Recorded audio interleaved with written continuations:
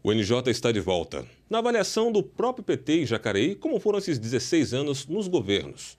Como o próprio Partido dos Trabalhadores analisa seus erros e acertos na administração da cidade? Confira agora a segunda parte da matéria, onde o repórter Haroldo Mozart entrevistou o prefeito Hamilton Ribeiro Mota em seu gabinete e nos conta um pouco mais sobre sua gestão.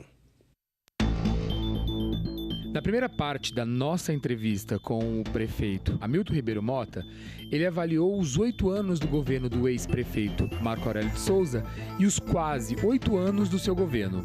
Foram mais erros ou acertos nesses 16 anos? Como o próprio PT se reconhece nesses anos? Dentre os diversos problemas enfrentados nos últimos anos, a saúde de Jacareí, principalmente a Santa Casa, foi a mais criticada. No governo do Marco houve a intervenção da Santa Casa, né? E ela também foi um dos principais temas que atrapalharam esse último governo e a população criticou bastante. Jacareí melhorou a saúde? A saúde, ela é o principal problema e ela é o tema mais complexo de você fazer esse debate com a sociedade. Porque, primeiro, você divide a sociedade em 2 grandes grupos. O que são usuários do sistema de saúde e os não usuários. Os usuários têm as suas críticas contundentes e reais porque são usuários do sistema. Os não usuários têm uma imagem da saúde vendida o tempo todo, propagada o tempo todo pelo noticiário. Nós temos 20 anos de SUS no Brasil, um pouco mais de 20 anos, e o país não criou condições de dar esse serviço com qualidade a toda a sua população. E foi com o passar do tempo, as responsabilidades sobre as soluções da saúde, e em outras áreas também, mas é que o tema aqui é saúde, vamos ficar nele, recaindo sobre os prefeitos e não necessariamente os recursos, os investimentos necessários. Então a saúde, ela é muito crítica. O município não tem um hospital público, então o hospital público da cidade é a Santa Casa, que é uma entidade filantrópica, que está sob uma intervenção que foi muito criticada no meio político por muitas pessoas, sem um conhecimento ou sem talvez uma honestidade para aqueles que conhecem com profundidade a razão dessa intervenção. Ela foi em razão da prefeitura, por conta da mudança na legislação, a prefeitura estaria impedida de repassar recursos para a Santa Casa por falta de certidões. O único mecanismo legal de continuar fazendo a Santa Casa funcionar no município era através de uma intervenção administrativa, que é apenas administrativa, não mudou praticamente nada, ela continua existindo enquanto entidade filantrópica. Do ponto de vista das estatísticas, nós avançamos em todos os indicadores da saúde também. Ele tem uma percepção de que é o nosso principal problema, e é uma percepção correta.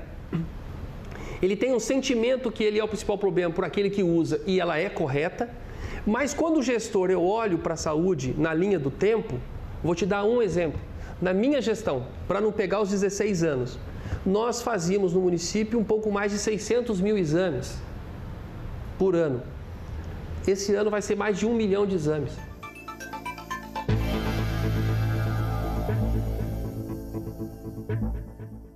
Quanto ao plano de carreira dos professores, eu acho que entre o ideal e o possível é onde se dá o debate.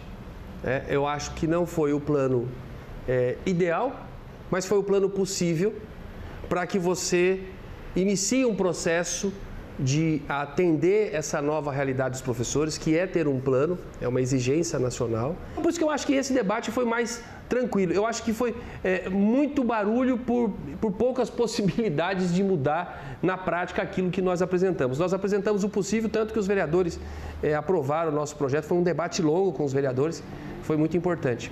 Todas as vezes em que um prefeito, que é aquele político que está mais próximo da população, ele, o vereador, tem que mexer no bolso das pessoas, aumentar o valor da conta de água, aumentar o valor do IPTU, o valor do ISS, o valor do ITBU numa transação imobiliária, é uma medida impopular. Traz um desgaste para o político e tal, não é? Porque as pessoas acham que nós temos que ter os melhores serviços na cidade A cidade tem que ter toda a qualidade de vida que a gente tem o direito, mas não temos que pagar por isso. Essa conta não fecha. E no Brasil, muito menos. Primeiro porque o Brasil ainda é um país em construção. Muitos dos nossos problemas básicos não estão resolvidos. Agora, ele deixa sequelas da chamada medida impopular. Mas governar é ter coragem de fazer aquilo que precisa ser feito. Porque as pessoas, ao final do teu mandato, vão cobrar por aquilo que você realizou ou não realizou. Né? Só que nesse meio do caminho você tem que tomar medidas. Você citou agora o caso da contribuição de iluminação pública, que eu particularmente resisti em implementar, mas tivemos que nos render a instituir essa contribuição, que ao final ficou para mais de 96% da população uma taxa, uma contribuição de R$ 7,00 por mês. Veja, R$ 7,00 por mês.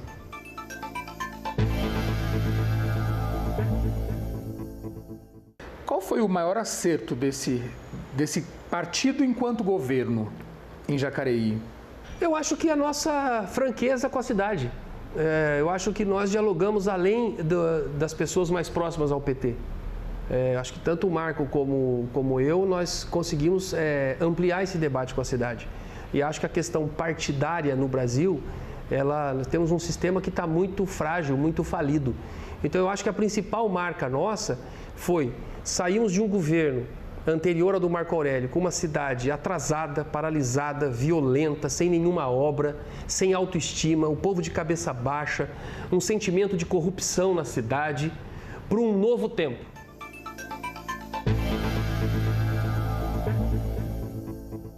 Eu acho que nós cometemos muitos erros. Se você pegar um governo de 16 anos, você soma inexperiência, você soma a dificuldade de você ter quadros para compor muitas vezes as equipes, você fica limitado por conta das condições financeiras, econômicas do país. Então eu acho que os erros nossos são talvez os erros mais políticos, de não ter conseguido criar um mecanismo melhor e mais combativo de diálogo com a sociedade. Nós temos hoje uma população jovem que está aí, que quer um mundo melhor para viver. Cobra mais, é mais ativo, está ligado nas redes sociais, lê mais, acompanha mais, é mais exigente, está mais envolvido no mundo. E ele não tem história e tempo de vida para fazer uma comparação com o passado. Então você pega uma população que vive há mais tempo na cidade, consegue diferenciar o que foi Jacareí antes do PT e o que foi Jacareí depois do PT, mas sobretudo depois do Marco Aurélio e do Hamilton, que estiveram à frente desse processo com muito mais gente, com outros partidos, com outras pessoas, ajudando a reconstruir a cidade. Atletas, amigos e familiares prestigiaram a sessão solene que concedeu o título de cidadão jacarense a Edis Alves Abrantes Júnior. Edinho, como é conhecido pelos mais próximos, foi um dos responsáveis por trazer o rugby para Jacareí e disseminar a prática da modalidade esportiva na região. A solenidade foi de autoria do vereador Hernani Barreto e a repórter Mayra da Mata conta pra gente como foi. Edis Alves Abrantes Júnior. Esse foi o nome da noite do dia 7 de dezembro, em sessão solene na Câmara Municipal de Jacareí. Edis foi homenageado pelo vereador Hernani Barreto com o título de cidadão jacareense. Para mim foi um momento único, né? Eu gosto muito de Jacareí, já realizo um trabalho, tenho grandes amigos. Enfim, e esse título de cidadão, acho que vem documentar aquilo tudo que eu sinto pela cidade e fico bastante satisfeito em receber esse prêmio aqui hoje na Câmara. Fico feliz de poder, nesse final de mandato, fazer essa justa homenagem a ele. Hoje um cidadão jacareense, uma pessoa que desde o início dos anos 2000 já olhava Jacareí com carinho, adotou Jacareí como a sua segunda casa. Edis tem uma importante representatividade na atuação do Jacareí Rugby do município. A homenagem valorizou sua dedicação ao esporte e aos atletas que lotaram o plenário durante a solenidade. Eu fui atleta de rugby e agora, como gestor de rugby, a gente continua querendo destaque, fazer do melhor possível. E o Jacareí Rugby hoje chegou num estágio que é um clube diferenciado no Brasil. porque não só do lado competitivo e todo esse reconhecimento que traz para a cidade, de visibilidade de vitórias, de conquistas, mas ele também traz outra visibilidade até interna para os familiares, que é a parte social, são os eventos que a gente introduz a família dentro do contexto do clube. E já a nossa missão de clube é mesmo desenvolver a prática de rugby no município de Jacareí, mas utilizando os valores do esporte para formar bons cidadãos. Hoje temos títulos expressivos, atletas com destaque internacional, e isso cada vez mais tem aumentado. A prática, os resultados positivos, isso é importante, porque Jacareí é vista fora daqui da nossa região, do Vale do Paraíba, né? Litoral Norte, Serra da Mantiqueira, de uma forma positiva. O título representa a mais alta honraria concedida pela Câmara Municipal às pessoas que tenham, de forma direta ou indireta, prestado serviços relevantes à comunidade. Fim de ano chegando e muita gente quer viajar para passar o Natal e Ano Novo em outros lugares. Mas com a crise econômica, viajar de carro, ir para locais mais próximos é o melhor a se fazer, né? Para manter a saúde financeira. Essas são as dicas dos especialistas. O repórter Ícaro Leal conta mais pra gente.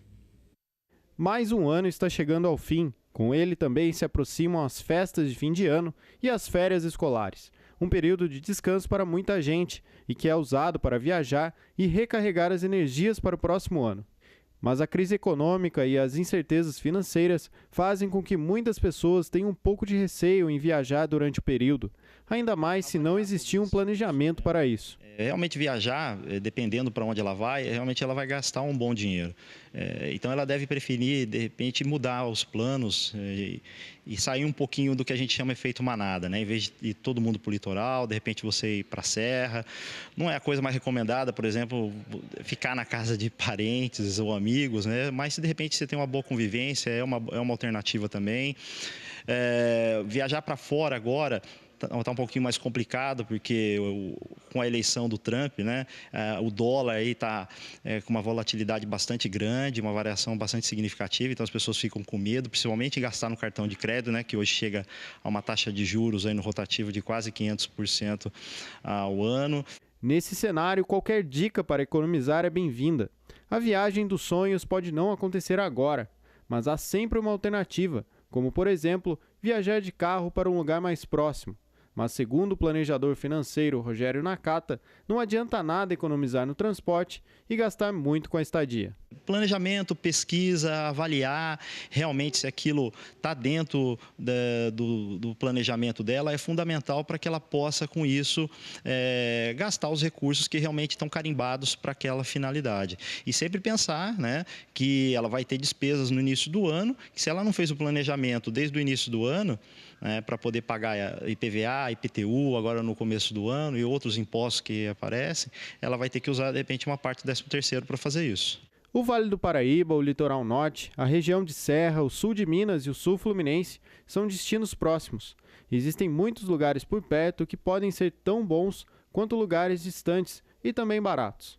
A empresa que Fernando trabalha é especializada nesse tipo de serviço e tem tido bastante procura. Às vezes a pessoa vai lá para o Nordeste, vai lá para o Rio Grande do Sul e não conhece um lugar aqui no Vale do Paraíba.